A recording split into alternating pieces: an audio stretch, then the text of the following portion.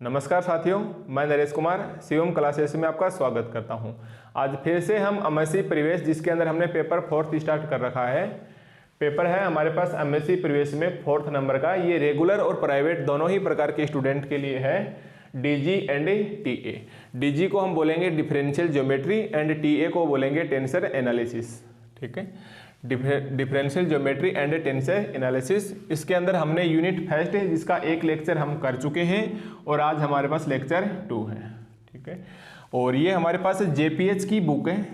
JPH की book जो आपको स्क्रीन के ऊपर दिखाई दे रही है, इसके अंदर चैप्टर 2 का है। और आपको जेपीएच की बुक अगर आपके पास है तो बहुत अच्छी बात है, अगर नहीं है तो आप मेरे टेलीग्राम चैनल पे ज्वाइन करके इस बुक को डाउनलोड करोगे। ठीक है, तो उम्मीद है आपने लेक्चर 1 देखा होगा, जिसके अंदर हमने डीजी या डिफरेंशियल ज्योमेट्री एक्चुअली होती क्या है इसके बारे में समझाया था। तो जैसे ये पेपर स्टार्ट हो डीजी, आपके मन में एक सवाल आएगा स्पेस एंड कर्व की, माना कि ये हमारे पास क्या है कि कर्व है और इसके अंदर 2 पॉइंट हैं, बहुत ही पास पास में है। एक पॉइंट P है, दूसरा इसका पड़ोसी क्यों है, जिसको नेबरहुड या इस छोटा NBD लिखेंगे। ठीक है, ये लोकल डीजी के अंदर होता है और हमारे पास सिलेबस में लोकल डीजी है, ग्लोबल और मैक्रोस्कोपिक डीजी नहीं है। फिर कर्व हमारे पास 2 टाइप के होते थे, एक प्लेन सेक्शन और दूसरा हमारे पास एक ट्विस्टेड कर्व है। तो हमारे पास सिलेबस में ट्विस्टेड कर्व है, जिसको हमने स्पेस कर्व नाम दिया था, जिसको हमने स्पेस कर्व। और इसकी डेफिनेशन पढ़ी थी कि टाइप्स ऑफ कर्व है which have in 3D not confined plane, बोला था प्रीवियस लेक्चर के अंदर। आप डिस्क्रिप्शन में जाके पिछला लेक्चर देख सकते हो अगर आपने अभी तक नहीं देखा है तो उसके अंदर हमने स्पेस कर्व 3D के अंदर बताया था। तो 3D का मतलब पॉइंट P को XYZ लेंगे और पॉइंट Q को भी XYZ। 3D के अंदर हमारे पास ये पॉइंट होंगे। तो ये तो लिया हमने पिछली क्लास में जैसा हमने सीखा था। तो आज हमारे पास जो यूनिट फर्स्ट है, जब भी आप इसका सिलेबस चेक करोगे नेट के ऊपर, तो सिलेबस में पहला टॉपिक आएगा हमारे पास स्पेस कर्व। पहला टॉपिक है हमारे पास स्पेस कर्व। दूसरा टॉपिक है हमारे पास है टेंजेंट। ये जो स्पेस कर्व एक टॉपिक है, ये हम लेक्चर 01 में आप कर चुके हैं, आप वहां से आप एक बार देख सकते हैं। आज हमारे पास टॉपिक होगा टेंजेंट। ठीक है, तो आज मेरे पास टॉपिक क्या रहेगा, टेंजेंट।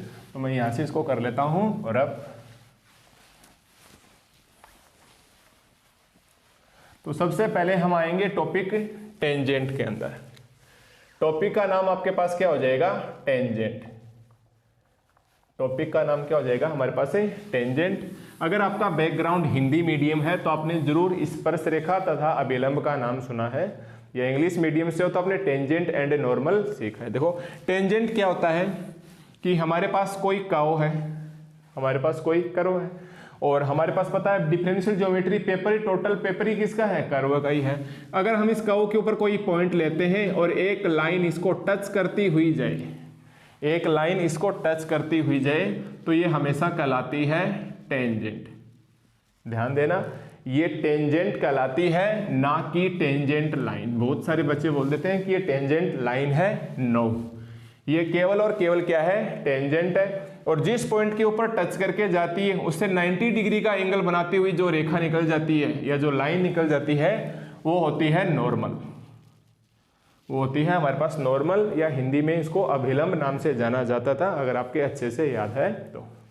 ठीक है, तो ध्यान देना कि मानो हमारे पास कोई भी एक कर्व है, किसी भी शेप में बना सकते हो, इसके एक पॉइंट के ऊपर आपने कोई लाइन टच की और वो लाइन हमेशा स्ट्रेट लाइन होनी चाहिए। जैसे मार्कर है, ये एक प्रकार से स्ट्रेट लाइन है, टच करती हुई जाए तो ये मेरे पास केवल टेंजेंट कहलाएगा, ना कि टेंजेंट लाइन। और इसके पॉइंट के ऊपर, जिस पॉइंट पे टच कर रहा है 90 डिग्री के ऊपर चला जाए तो वो हमेशा क्या कहलाएगा, नॉर्मल। तो ये नॉर्मल है एंड ये हमारे पास क्या है, ओनली टेंजेंट। इसकी हमें जरूरत क्यों हुई, क्योंकि हमारे पास डीजी है, डीजी यानी space and curve. Unit first का नाम ही हमारे पास क्या है, कर्व इन स्पेस। तो कर्व होगा तो इसके ऊपर कोई ना कोई पॉइंट होंगे, कोई ना पॉइंट होगा तो उसके ऊपर कोई ना कोई लाइन टच करके जाएगी, तो हमारे पास क्या होगी, टेंजेंट। अब हमारे पास इसके अंदर टॉपिक है, सबसे पहला टॉपिक है टेंजेंट लाइन। सबसे पहला टॉपिक हमारे पास क्या है, टेंजेंट लाइन। अब सीखेंगे हम कि टेंजेंट लाइन होती क्या है। ठीक है, मान के चलो कि हमारे पास ये कोई कर्व है, ये हमारे पास कोई कर्व है। 3 सिचुएशन हो सकती हैं कि या तो कोई लाइन इस कर्व के बाहर से जा सकती है, सेकंड सिचुएशन है कि वो इसको टच करती हुई जा सकती है, या थर्ड कंडीशन है वो इसको इंटरसेक्ट करती हुई जा सकती है, यानी काटती हुई जा सकती है। ठीक है, एक कर्व और एक लाइन की तीन ही सिचुएशन होगी, या तो लाइन कर्व से बाहर होगी, या वो कर्व को टच करती हुई जाएगी, या फिर वो कर्व को काटती हुई जाएगी। ध्यान देना, अगर टच करती हुई जाए तो ये केवल टेंजेंट कहलाएगी, अगर टच करती हुई जाए तो ये टेंजेंट, और अगर काटती हुई जाए कितने बिंदुओं पे काटेगी, अधिकतम 2 बिंदुओं पे, ये अधिक से अधिक 2 पॉइंट्स पे इंटरसेक्ट करेगी। अब ये जो PQ बचा, ये PQ लाइन हमारे पास है टेंजेंट लाइन कहलाएगी। ध्यान दो, जो लाइन काटेगी PQ, जो 2 पॉइंटों के बीच की जो डिस्टेंस बचेगी, ये डिस्टेंस ही हमारे पास क्या कहलाएगी, टेंजेंट लाइन। जबकि टच करती हुई जाएगी तो केवल और केवल टेंजेंट कहलाएगी। ठीक है, तो आई होप आप डिफरेंस समझ गए होंगे कि what is difference between tangent and tangent line. ठीक है, चलो लिखते हैं टेंजेंट लाइन की डेफिनेशन। क्या लिखूं मैं टेंजेंट लाइन की डेफिनेशन की, इफ ए स्ट्रेट लाइन, देखो ये लाइन एक बिल्कुल स्ट्रेट होनी चाहिए, इफ ए स्ट्रेट लाइन, लिखो मेरे साथ साथ है, if a straight line intersect, if a straight line intersect curve in 2 points, intersect curve in 2 points, in 2 points, then, और कितने कितने पॉइंट्स के ऊपर है, इस 2 पॉइंट्स, या हमारे पास इसको हम क्या बोल सकते हैं, 2 कोऑर्डिनेट्स।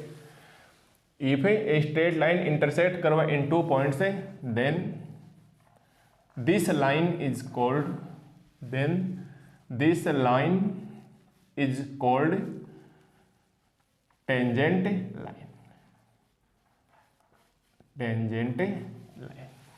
ठीक है, तो आपको कोई भी बोले कि टेंजेंट एंड टेंजेंट लाइन क्या होती है, तो आप अपनी मर्जी से कोई कर्व टच करती हुई जाए टेंजेंट, काटती हुई जाए तो ये PQ हमारे पास क्या कहलाएगी, टेंजेंट लाइन। ठीक है, और ये P एंड Q पॉइंट बहुत ही पास पास में है। जैसे सोच के देखो कि ये मेरे पास कोई कर्व है, यहाँ तक तो टच करती हुई जाएगी टेंजेंट पर, थोड़ा सा भी अगर इसको काटेगी, अगर बहुत ही बारीक सा एक स्पेस बचे तो ये लाइन भी क्या कहलाएगी, टेंजेंट लाइन कहलाएगी। ठीक है, तो आपको डेफिनेशन याद रखना है, टेंजेंट लाइन क्या होती है कि if a straight line intersect curve in 2 coordinate या 2 points, then this line define as a tangent line. ठीक है, फिर आपके पास टॉपिक आएगा unit tangent vector. Next topic आपके पास क्या आएगा, unit tangent vector. Unit tangent vector, इसको हम स्मॉल t कैप से डिनोट करेंगे। देखो इसको हम किससे डिनोट करेंगे, स्मॉल t कैप से डिनोट करेंगे। तो हमारे पास यूनिट टेंजेंट वेक्टर क्या होता है, तो आइए, आपका फिजिक्स में एक बार बहुत अच्छे से सीखा हुआ है, ऐसा शायद ही कोई स्टूडेंट हो जो वेक्टर के बारे में ना जानता हो। ठीक है, अगर भूल गए हैं लॉकडाउन की वजह से तो मैं आपको याद दिला देता हूँ। यूनिट वेक्टर क्या होता है, यूनिट वेक्टर होता है ए कैप का मतलब ए वेक्टर अपॉन मॉड्यूलस का ए। यूनिट वेक्टर क्या होता है, A cap is equal to A vector upon इसका मैग्नीट्यूड ए, या हिंदी में उसका परिमाण ए बोलते हैं। ठीक है, यहां हमारे पास क्या है, यूनिट टेंजेंट वेक्टर। यहां हमारे पास क्या है, यूनिट टेंजेंट वेक्टर। इस टेंजेंट की वजह से मैं इसको किससे डिनोट करूंगा, टी कैप से, और टी कैप से हमारा मतलब क्या रहेगा, T vector upon T vector का मॉड्यूलस। ठीक है, तो टॉपिक है हमारे पास यूनिट टेंजेंट वेक्टर। अब बताओ, एक हमें टेंजेंट लाइन बनानी है तभी तो हमारे पास क्या आएगा, टेंजेंट वेक्टर, क्योंकि किसी का भी मैग्नीट्यूड निकालना तो उसकी डिस्टेंस तो हमें चाहिए ही।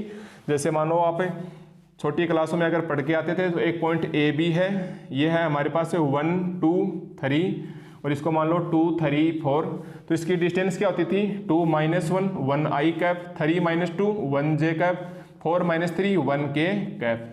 तो आप इसका मैग्नीट्यूड बोलते थे कि i cap plus j cap plus k cap upon इसका i कोफिशिएंट स्क्वायर, j का कोफिशिएंट और k का कोफिशिएंट। तो हमें एक लाइन की जरूरत है। तो यहां हमारे पास टेंजेंट वेक्टर की वजह से क्या बनेगी, टेंजेंट लाइन। ठीक है, टेंजेंट वेक्टर की वजह से क्या बनेगी, टेंजेंट लाइन। तो आप मान के चलो कि ये हमारे पास क्या है, एक कर्व है। ये हमारे पास क्या है, एक कर्व है। और इसका मैं एक पॉइंट मान लेता हूं, स्टार्टिंग में मेरे पास एक पॉइंट है ए। अब हम क्या करेंगे, इसके ऊपर दो पॉइंट लेंगे P एंड Q। इसके ऊपर हम क्या करेंगे, दो पॉइंट लेंगे P एंड Q। क्यों लेंगे, क्योंकि हमारे पास DG का मतलब ही क्या होगा, एक कर्व होगा और उसके ऊपर दो पॉइंट होंगे जो बहुत पास पास में होंगे, पर आपको दिखाई नहीं देगा अगर मैं यहाँ के ऊपर क्यों लिख दूं, इसलिए मैं इसको थोड़ा सा दूर लूंगा और मान के चलेंगे कि दोनों पड़ोसी, ठीक है, नेबरहुड है। तो माना कि हमारे पास ये एक कर्व आ गया, इस कर्व का एक पॉइंट है हमारे पास ए, इसके ऊपर कोई पार्टिकल चल रहा है, किसी टाइम के ऊपर वो पॉइंट पहुंच गया P के ऊपर और इन्होंने डिस्टेंस पार कर ली S। फिर इसके जस्ट पास में एक पॉइंट है Q। देखो इस पॉइंट P के बहुत पास में दूसरा पॉइंट है Q। अब अपने को दिखेगा नहीं, इसलिए मैं इस पॉइंट को यहाँ लिखूंगा पॉइंट Q। और थोड़ी सी दूरी तय करेगा, S की बजाय कितनी दूरी तय कर लेगा, डेल्टा S। S की बजाय ये कितनी दूरी तय करेगा, डेल्टा S। ठीक है, और हम लिखेंगे कि point P and Q are neighbourhood point. ये मैं लैंग्वेज में लिखूंगा। अगर मैं इसकी ओरिजिन पॉइंट या मूल बिंदु से इसका स्थिति देखना चाहूँ, इसकी पोजीशन क्या है, तो ये तो मेरे पास क्या हो गया, आर वेक्टर। माना कि इसकी पॉइंट P से पोजीशन क्या है, आर वेक्टर। पॉइंट Q से पोजीशन क्या है इसकी, R vector plus delta are vector. तो PQ कितना हो जाएगा आपके पास, Q vector minus P vector, यानी Q vector minus P vector. तो ये हमारे पास कितना हो जाएगा, डेल्टा आर वेक्टर। ये हमारे पास कितना हो जाएगा, डेल्टा आर वेक्टर। तो बताइए हमारे पास टेंजेंट लाइन कौन सी हुई, PQ की। टेंजेंट लाइन हमारे पास कौन सी हुई, PQ की। और मैं ऐसे करता हूं कि ये मेरे पास एक लाइन है, ये मेरे पास क्या कहलाएगी, टेंजेंट। दोनों एक साथ ही बनाएंगे। और ये मेरे पास क्या है, टेंजेंट लाइन, जिससे आपका डाउट दूर रहे। ठीक है, और ये मेरे पास क्या है, डेल्टा S। ये मेरे पास क्या है, डेल्टा S। लिख लेना भाई अगर आपको अच्छे से दिखाई नहीं दे तो। मतलब आरक PQ एक प्रकार से कितनी है, डेल्टा S। अब आपको पता है DG क्या है, ये कर्व, ये नेबरहुड पॉइंट, और साथ साथ किस में होंगे, 3D के अंदर होंगे। 3D का होने का मतलब माना इसका कोऑर्डिनेट क्या है, अक्ष स्मॉल y और z। तो बताओ पॉइंट Q का कोऑर्डिनेट क्या होगा हमारे पास है, अल्प सी दूरी के ऊपर है, जरा से इसका पड़ोसी है, तो अक्ष प्लस डेल्टा अक्ष, y plus delta y and z plus delta z and z plus delta z। ठीक है, तो जब भी आपको यूनिट टेंजेंट वेक्टर है आपको निकालो, तो आप सबसे पहले क्या बनोगे, माना कि हमारे पास कोई कर्व है, पॉइंट P एंड Q बहुत पास पास में है, पॉइंट P के ऊपर हमारे पास एक टेंजेंट है, इसको थोड़ा सीधा बना देना।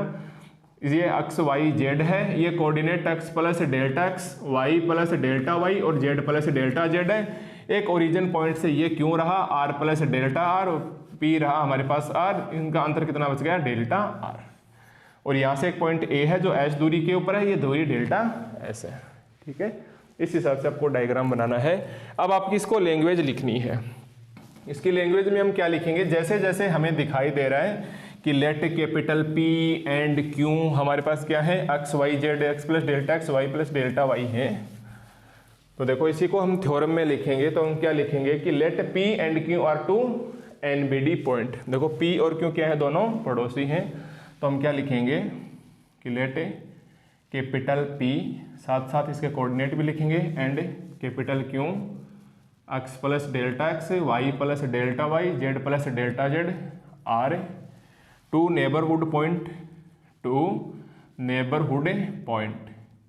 ध्यान दो, नेबरहुड पॉइंट को हम क्या लिख के चलेंगे, NBD on curve R and R, on curve एक तो R वेक्टर पर है, and R vector plus delta R vector, R position vector of, R position vector of point P and Q, point P and Q respectively with the origin point O, with the origin point origin point O. ठीक है, मैंने एक लाइन लिखी है कि let P and Q are two neighbourhood point. तो Hindi medium वाले थोड़ा सा ध्यान रखना कि एक पॉइंट P है और एक पॉइंट Q है, दोनों पड़ोसी हैं, दोनों प्रतिवेश बिंदु हैं। तो let P and Q, P के कोऑर्डिनेट क्या है x y z and Q के कोऑर्डिनेट क्या है x plus delta x, y plus delta y और z plus delta z are two neighbourhood points. किसके ऊपर हैं? एक कर्व है r vector and r plus delta r vector क्रमशः है। देखो पॉइंट P का कौन है? r वेक्टर, और क्रमशः को पॉइंट Q का कौन है? r plus delta r vector. ये जो रिस्पेक्टिवली होता है ये एक प्रकार से क्रमशः है, पर आपको लिखना नहीं है, सीधा रिस्पेक्टिवली याद रखना है। तो r पोजीशन वेक्टर यानी स्थिति सदिश of point P and Q respectively with the origin point O. Origin point बोले तो मूल बिंदु। ठीक है, तो ये हमारे पास आ गया ओरिजिन पॉइंट। तो ये आपके पास डायग्राम है और इसी डायग्राम को देख के हमने ये लैंग्वेज लिखा। टॉपिक का नाम हमारे पास क्या है? Unit tangent vector. ठीक है, तो ये हमने माना स्टार्टिंग में एस है, पॉइंट P और Q पड़ोसी, इनके बीच की दूरी थोड़ी सी डेल्टा S है। तो ये हमने अपनी मर्जी से माना है। देखो S और डेल्टा S, तो इसको लिखेंगे कि let length of a arc PQ, let length of a arc PQ is equal to delta S। ठीक है, अब आपको समझाऊं मैं आपको एक बार, वैसे तो आप समझ गए होंगे आर्क का मतलब क्या होता है। जैसे मानो ये हमारे पास कोई सर्किल है और ये सर्किल का सेंटर है और ये सर्किल की क्या है? कॉर्ड है। अगर मैं इसे बोलूँ ये पॉइंट P और Q है, तो ये मेरे पास क्या कहलाएगा? चाप PQ, और ये मेरे पास क्या कहलाएगी? जीवा PQ। ये मेरे पास क्या कहलाएगी? जीवा PQ। ठीक है, अब ध्यान देना, चाप को हम लिखेंगे इंग्लिश में आर्क PQ और जीवा को हम लिखेंगे कॉर्ड PQ। जीवा को हम क्या लिखेंगे? Chord PQ। तो ये हमारे पास सीधी लाइन ना होके एक प्रकार से कर्व टाइप में है, तो मैंने क्या लिखा कि let length of arc PQ। तो एक प्रकार से क्या बन गया? Arc PQ is equal to delta S then PQ vector, then PQ vector is equal to कितना आ जाएगा? Delta R vector. देखो let length of arc PQ, let length of a arc PQ is delta S, then PQ vector कितना आ जाएगा? Delta R vector. Then PQ vector कितना आ जाएगा? Delta R vector. और इसका मैग्नीट्यूड कितना है? इस PQ का मैग्नीट्यूड कितना है? जीवा PQ यानी कॉर्ड PQ। ये हमारे पास क्या आ जाएगा? Chord PQ। ठीक है, ये इक्वेशन 1 और ये मेरे पास इक्वेशन 2। ठीक है, मैं एक बार देखता हूँ इधर दिखाई देता है क्या? ठीक है, दिखाई दे रहा है, कोई दिक्कत नहीं। तो ये आ गया हमारे पास है कॉर्ड PQ। अब देखो अपने को निकालना क्या है? Unit tangent vector. अपने को निकालना क्या है? Unit tangent vector. So unit tangent vector, vector हमारे पास कौन सा है? एक ही तो वेक्टर है PQ। कहां से कहां तक जाएंगे? P से Q। तो unit tangent vector PQ, PQ के ऊपर क्या लगाएंगे हम? Cap, PQ cap. और PQ कैप का मतलब हमारे पास कितना हो जाएगा? PQ वेक्टर अपॉन इसका मैग्नीट्यूड PQ। क्योंकि आप जानते हो यूनिट वेक्टर कितना होता है, फिजिक्स में अपने बहुत अच्छे से सीखा है। Unit vector A cap A vector upon magnitude of A. तो PQ आ जाएगा, ए की जगह तो हम क्या बोलेंगे? PQ cap is equal to PQ vector upon में magnitude of A PQ vector. या फिर हिंदी में या लिखते थे, आजकल आप और लिखने की आदत डालो। और PQ cap is equal to PQ vector. अभी अभी देखो PQ वेक्टर की वैल्यू कितनी है? Delta R vector, delta R vector upon magnitude PQ। और मैग्नीट्यूड PQ किसके बराबर है?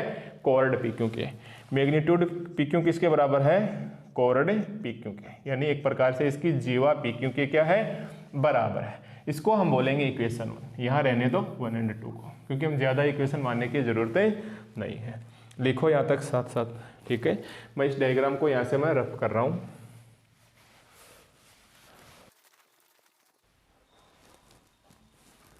अब देखो हमारे पास ये P और Q पॉइंट क्या है? बहुत ही पास पास में है। देखो ये पॉइंट P एंड Q क्या है, नेबरहुड पॉइंट है। अगर Q वापस P की ओर आ जाता है, देखो Q वापस P की ओर आ जाता है, अगर अपन ऐसे करें तो कि PQ vector is equal to delta R vector upon chord PQ, upon chord PQ।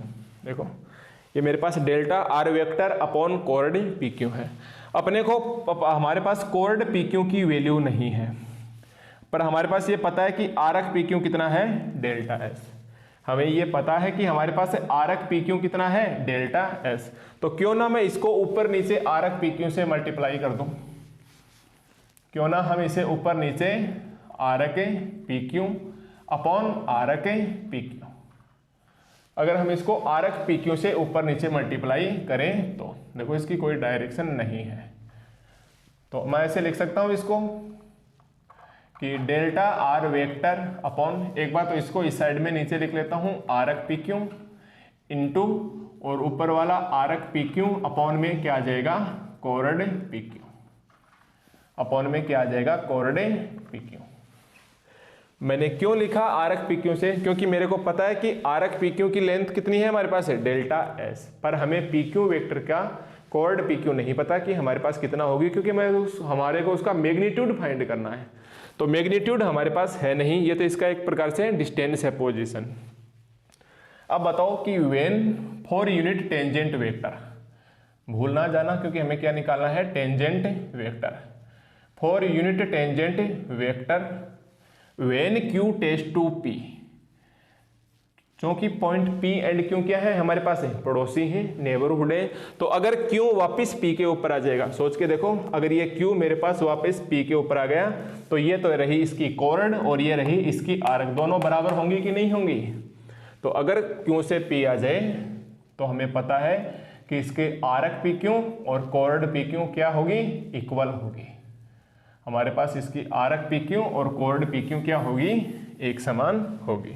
ठीक है, अब मैं इस डायग्राम को मिटा देता हूँ, ये दिखाने के लिए रोका कि Q से P की वापस आ गए तो यही तो आरक है और यही हमारे पास है कोऑर्ड है।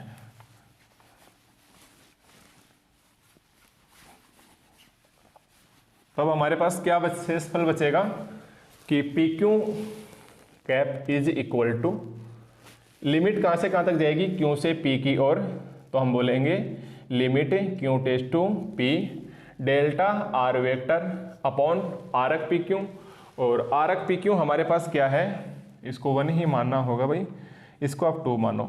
आरक PQ हमारे पास क्या है, डेल्टा S, और आरक PQ और कोऑर्ड PQ क्या है, एक समान। इसके लिए इसको मैं क्या लिखूंगा, 1, और इसको लिखेंगे यूजिंग 1 एंड 3, इसको आप इक्वेशन 3 मान लो।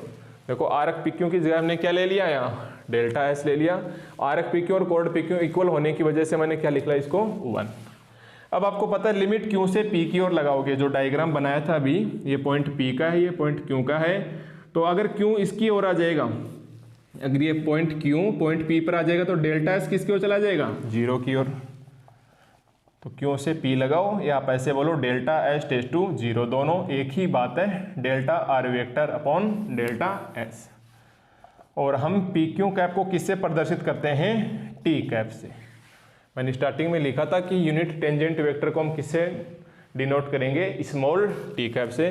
तो स्मॉल t कैप हमारे पास कितना आ जाएगा, आपको पता है लिमिट डेल हटाएंगे तो ये d में चला जाएगा, dr वेक्टर बटा ds। ये हमारे पास कितना बचेगा, dr वेक्टर बटा ds। ठीक है, तो ये था हमारे पास यूनिट टेंजेंट वेक्टर, या फिर आप इसको क्या लिखोगे, r वेक्टर और ऊपर लगाएंगे डैश, या फिर हम क्या लिखेंगे, r वेक्टर और ऊपर क्या लगाएंगे, dash. So unit tangent vector, so unit tangent vector क्या हो जाएगा हमारे पास, unit tangent vector t cap is equal to r vector की डैश।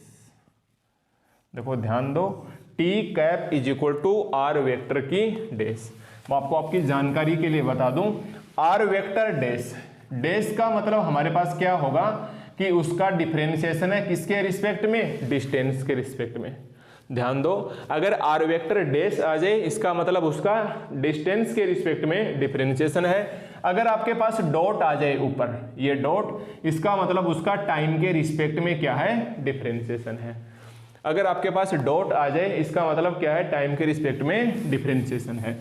याद करो बीएससी फाइनल हिंदी मीडियम वाले गति विज्ञान पढ़ के आए जिसके अंदर आर्य और अनुपस्थ वेग त्वरण, या इंग्लिश मीडियम वाले radial and transversal velocity and acceleration सीख के आए हैं। तो आपको पता है रेडियल वेलोसिटी क्या होती है, आप रेडियल वेलोसिटी को आर डॉट, रेडियल एक्सेलरेशन को क्या लिखते थे, R double dot minus R theta dot का होल स्क्वायर। एक ट्रांसवर्सल वेलोसिटी को आप क्या लिखते थे, आर थीटा डॉट, फिर ट्रांसवर्सल एक्सेलरेशन को क्या लिखते थे, 1/r d/dt are square theta dot. याद आ रहा है ना आपके, ये बीएससी फाइनल में वहां आपने डॉट सीखा था। तो अब याद रखिए डॉट का मीन्स हमारे पास क्या होगा कि उसका टाइम के रिस्पेक्ट में क्या है, डिफरेंशिएशन है। डॉट का मीन्स क्या होगा, टाइम के रिस्पेक्ट में डिफरेंशिएशन है, और डैश का मतलब क्या होगा कि उसका एस के रिस्पेक्ट में डिफरेंशिएशन है। अगर मैं आर वेक्टर डबल डॉट लगाऊं इसका मतलब क्या होगा, d2r बटा dt स्क्वायर, और अगर मैं आर वेक्टर के डबल डैश लगाऊं तो इसका मतलब कितना हो जाएगा, d2r बटा ds स्क्वायर। इसका मतलब हमारे पास क्या होगा, d2r बटा ds स्क्वायर। तो ये हमारे पास एक छोटा सा टॉपिक था कि यूनिट टेंजेंट वेक्टर हमारे पास क्या होता है। तो आप सीधा बोलोगे यूनिट टेंजेंट वेक्टर को टी कैप से डिनोट किया जाता है। टी कैप का मतलब आर वेक्टर डैश, और आर वेक्टर डैश मतलब D R vector by D S, और आर वेक्टर डैश का मतलब D R vector by D S. ठीक है, उम्मीद है आपने साथ साथ उतार लिया होगा। तो ये था हमारे पास यूनिट टेंजेंट वेक्टर। अब देखो नेक्स्ट टॉपिक हमारे पास क्या आ जाएगा, इसी यूनिट टेंजेंट वेक्टर का हम इक्वेशन निकालेंगे। ये जो हमारे पास टेंजेंट लाइन है इसका हम क्या करेंगे, इक्वेशन निकालेंगे। तो देखो हमारे पास है ये कर्व, ये पॉइंट P, ये पॉइंट A, क्यों एक ऐसी स्ट्रेट लाइन जो एक कर्व को टू कोऑर्डिनेट के ऊपर कट करे या इंटरसेक्ट करे, तो ये लाइन हमारे पास क्या कहलाती है, टेंजेंट लाइन। ये लाइन हमारे पास क्या कहलाती है, टेंजेंट लाइन। तो अब हमारे पास नेक्स्ट टॉपिक है equation of tangent line. Equation of tangent line. अब हमारे को निकालना है इक्वेशन ऑफ टेंजेंट लाइन, और ये निकालेंगे हम पैरामेट्रिक फॉर्म में, इन पैरामेट्रिक फॉर्म। अब बुक में साथ साथ मैच करते रहिए पेज के हिसाब से, कोई दिक्कत नहीं है।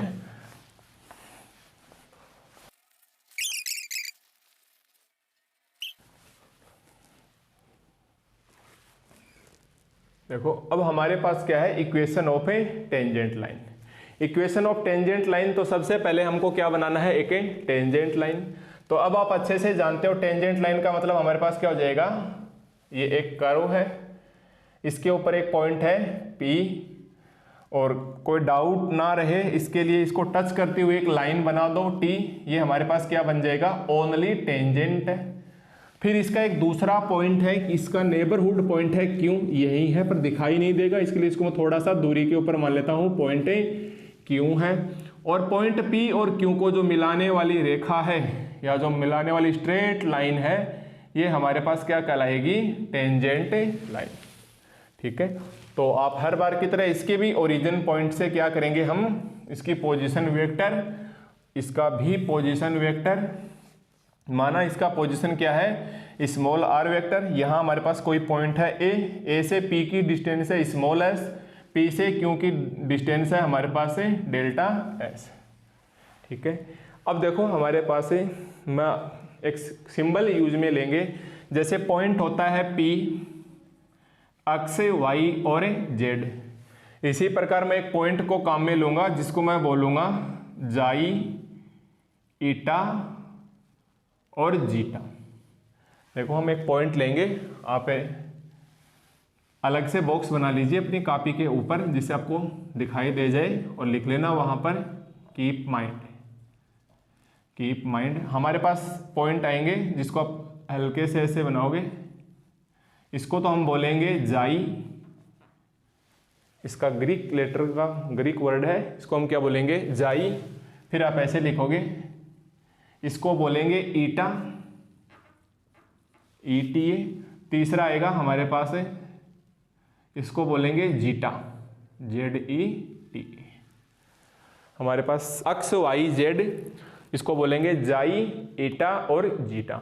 आपको 5 से 10 बार प्रैक्टिस करनी है लिख के, जाई ईटा जीटा, जाई ईटा जीटा। फिर इसके बाद ये आपका हैबिट में आ जाएगा। क्या मतलब है कि हमारे पास 2 पॉइंट है P और Q। देखो समझना, इसकी कहानी बहुत ही इंटरेस्टिंग है कि एक पॉइंट है P जिसका कोऑर्डिनेट क्या है हमारे पास x y और z। दूसरा इसका NBD पॉइंट है, इसको मैं थोड़ा सा दूरी पे बना लेता हूँ, पॉइंट है Q। x plus delta x, y plus delta y और z प्लस डेल्टा z। ठीक है, तो यहाँ से हम देख के बोल सकते हैं कि अगर इसके कोऑर्डिनेट x है और इसका coordinate x plus delta x, y plus delta y, z plus delta z है, इसका मतलब ये दोनों क्या है नेबरहुड पॉइंट। क्योंकि आपको पता है डेल्टा x किसकी ओर जाएगा, 0 की ओर, लगभग 0 ही है। अब क्या करेगा, एमएससी प्रीवियस में ऐसे ना लिख के x प्लस डेल्टा x को, इसको सिंबल दे दिया गया जाई, इसको सिंबल दे दिया गया ईटा, और इसको z प्लस डेल्टा z की जगह हमने क्या लिख दिया, जीटा। तो ये हमारे पास फिर से समझ लो, ये होगा जाई, ये होगा ईटा, ईटीए, और ये होगा हमारे पास है जीटा। ठीक है, ZETA। तो जब जब आपके पास आ जाए एक्स वाई जेड और जाई ईटा जीटा, इसका मतलब आप क्या समझोगे कि ये दोनों NBD पॉइंट हैं, दोनों पड़ोसी हैं, दोनों नेबरहुड हैं। एक बार फिर से रिपीट कर रहा हूं कि जब जब आपके पास एक्स वाई जेड और जाई ईटा जीटा एक साथ आ जाए, प्रैक्टिस कर लोगे, मेरे को उम्मीद है अच्छे से लिख पाओगे। अगर आप एक्स वाई जेड और जाई ईटा जीटा आ जाए, इसका मतलब दोनों पॉइंट पी क्यू क्या है, NBD है। तो अब आपको क्वेश्चन में या जो एग्जाम में थ्योरम पूछेगा उसमें बिल्कुल भी नहीं लिख के देने वाला कि 2 पॉइंट नेबरहुड पॉइंट है, इसकी बजाय वो सिंबल दे देगा जीटा ईटा और जाई ईटा और जीटा। तो आप समझ जाओगे कि हमारे पास क्या है, NBD पॉइंट है पक्का। क्योंकि जो हम डिफरेंशियल ज्योमेट्री पढ़ रहे हैं DG, उसका मूल आधार ही यही है कि एक कर्व, 2 पॉइंट, देखो मैंने बहुत बार इसको लिख दिया है, अब आगे आगे मैं इसको लिखने से बचूंगा। और ये पॉइंट क्या है हमारे पास है, NBD पॉइंट। तो एक तो पहचान ये हो जाएगी कि x प्लस डेल्टा x है, y प्लस डेल्टा y है। अब थोड़ा सा मॉडर्न स्टाइल में लिखे गए ये जाई ईटा और जीटा। ऐसा लिखने का इसका उद्देश्य है कि आप थोड़ा और ज़्यादा मेच्योर बनो, आपको या सीधी भाषा में बोलूँ कि भगवान आपको लिखने की क्षमता प्रदान करे। ठीक है, तो ये आ जाएगा जाई ईटा और जीटा। तो अब की बार मैं क्या करूँगा, इस पॉइंट P के कोऑर्डिनेट मैं क्या लिख लूँ कि ये है एक्स वाई और जेड। पॉइंट Q के कोऑर्डिनेट लिखने तो मेरे को चाहिए, क्योंकि 3D के अंदर है, स्पेस कर्व ऑफ स्पेस नाम से है, तो 3D के अंदर है, तो x प्लस डेल्टा x लिखने चाहिए। इसकी बजाय मैं क्या लिखूंगा, इसको जाई ईटा और जीटा। इसको हम क्या लिखेंगे, जाई ईटा और जीटा। ठीक है, ये टेंजेंट इधर बना लेना, कोई दिक्कत। अब यहां इसको हमने क्या लिखा, आर वेक्टर। अब इसको क्या लिखना चाहिए मेरे को, r प्लस डेल्टा r, पर तो डेल्टा तो हमको हटाना ही है, इसकी वजह से तो नए सिंबल आए, तो यहां आप दे देना कैपिटल R वेक्टर। यहां हम क्या लिखेंगे, कैपिटल R वेक्टर। अब आगे वाले पॉइंट Q में से पॉइंट P घटाएंगे, यानी R के अंदर से R घटाएंगे, तो ये हमारे पास कितना बचेगा, R vector minus R vector. ये हमारे पास कितना बचेगा, R vector minus R vector. ठीक है, तो एक ईटा जीटा जाई ईटा और जीटा को ध्यान रखना, 2-3 बार प्रैक्टिस करना, मजा आएगा बनाने में, फिर आराम से याद हो जाएगा, ऐसी कोई दिक्कत नहीं है। ठीक है, अब जो यूनिट टेंजेंट वेक्टर की जो लैंग्वेज लिखी, मैं वही लैंग्वेज वापस इधर लिख रहा हूं।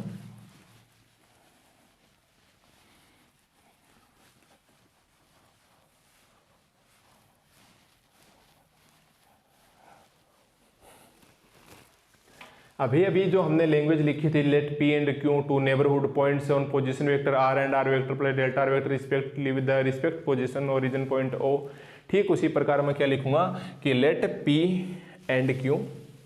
देखो लैंग्वेज में क्या लिखेंगे कि लेट कैपिटल P, अब कैपिटल P के कोऑर्डिनेट क्या लिखेंगे, x Y Z, and Q क्योंकि क्या लिखेंगे, जाई ईटा एंड जीटा। तो let P and Q are two neighbourhood point, are two, और नेबरहुड को स्टाइल में लिखोगे NBD points. Let P and Q are two NBD point on curve r vector and r vector plus r vector on curve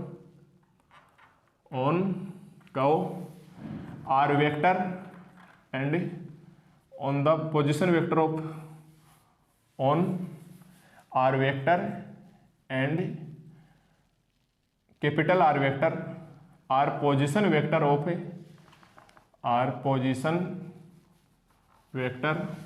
of point capital P and Q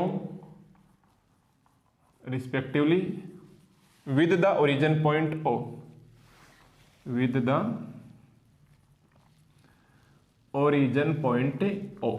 पहले वाले example में same मैंने लिखा, बस उस वक्त वहाँ x plus delta x, y plus delta y, z plus delta z थे, और यहाँ r vector plus delta are vector था इस मॉड्यूल के अंदर। वही डेफिनेशन लिखनी है देख के कि let a point P X Y Z and point Q xi eta zeta are two neighbourhood point से on curve where R vector and capital are vector are position vector of point P and Q respectively with the origin point O, with the origin point. तो ये हमारे पास क्या है, equation of tangent line निकालेंगे तो यहाँ तक डेफिनेशन आ जाएगी। अब आपको पता है कि ये PQ वेक्टर हमारे पास क्या है, टेंजेंट लाइन। तो आप क्या लिखोगे कि here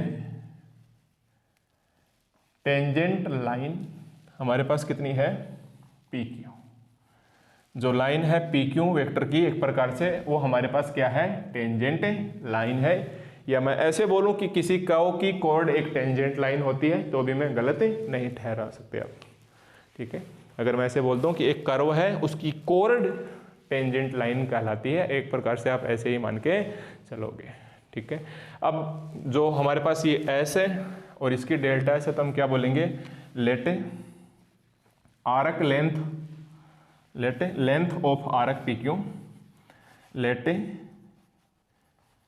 length of arc PQ is equal to delta s. देखो पहले वाले में भी हमने आर्क लेंथ कितनी मानी थी, डेल्टा एस, ठीक है। Then PQ vector is equal to, then PQ vector is equal to are vector minus are vector, r vector minus are vector. और अभी हमने टॉपिक निकाला था यूनिट टेंजेंट वेक्टर, उसके अंदर यही क्या था हमारे पास, small T cap. So R vector minus are vector parallel हो जाएगा टी कैप के। So R vector minus are vector parallel हो जाएगा टी कैप के। आप इसको ऐसे लिख लेना कि when Q tends to P, ठीक है, कि when Q tends to P, क्योंकि पहले वाले कंडीशन में पॉइंट Q P के ऊपर आया था तो हम बोलेंगे then PQ will be unit tangent vector, then PQ will be unit tangent vector, unit tangent vector. So capital are vector minus are vector parallel होगा टी कैप के, r vector minus are vector parallel होगा t cap के। अब बताओ मेरे पास T cap क्या है, तो आप साइड में दिखाओगे वो यूनिट टेंजेंट वेक्टर होता था। हम इसको सोल्व कर चुके हैं इसलिए इसको पूरा सोल्व करने की जरूरत नहीं है। टी कैप हमारे पास क्या जाएगा, यूनिट टेंजेंट वेक्टर, क्योंकि पहले वाले में ये तो था। अब यहाँ क्या आ गया, r vector minus are vector, तो दोनों क्या है, पैरेलल। ध्यान देना, पैरेलल बोले तो समांतर। मैं भी शायद आप लोगों के साथ मजाक कर रहा हूँ, या परपेंडिकुलर बोले तो लंबवत, पर हो सकता है किसी कोई बच्चा या कोई बच्ची बहुत साल के बाद 2 साल पढ़ाई छोड़ दी हो, बीच में बीएड करने लगे, उसके बाद एमएससी कर रहे हो, तो पैरेलल और परपेंडिकुलर में भी उनके दिक्कत आएगी। तो पैरेलल होता है समांतर, इसका ये साइन होता है, परपेंडिकुलर होता है ये वाला, ठीक है। तो r vector minus are vector parallel है टी कैप के। तो यहाँ हम क्या लिखेंगे, r vector minus are vector. आपको पता है पैरेलल को हटाएंगे तो कोई ना कोई कांस्टेंट आएगा, जैसे मान लो मैंने बोल दिया लैम्डा एक कांस्टेंट है और टी कैप। तो ये हमारे पास क्या कहलाएगी, is known is known as equation of tangent line, is known as equation of a tangent line. तो पहले तो हमारे पास यूनिट टेंजेंट वेक्टर था, यूनिट टेंजेंट वेक्टर यानी टी कैप, और टी कैप वेक्टर यानी आर वेक्टर की डैश, और आर वेक्टर डैश यानी D R vector by D S. अब हमारे पास है इक्वेशन ऑफ टेंजेंट लाइन, तो ये रहा आपके पास इक्वेशन ऑफ टेंजेंट लाइन। तो आप क्या बोलोगे कि R vector minus are vector is equal to lambda into T cap, ही हमारे पास क्या कहलाएगा, equation of a tangent line. और समझ जाना कि ये जाई है, ईटा है, जीटा है। जैसे ही आपको किसी कहो के अंदर जाई, ईटा, जीटा दिखे, समझ लेना उसका वो पड़ोसी बिंदु है या उसका वो नेबरहुड पॉइंट है। ठीक है, तो एक बार उतारो इस इक्वेशन ऑफ टेंजेंट लाइन को।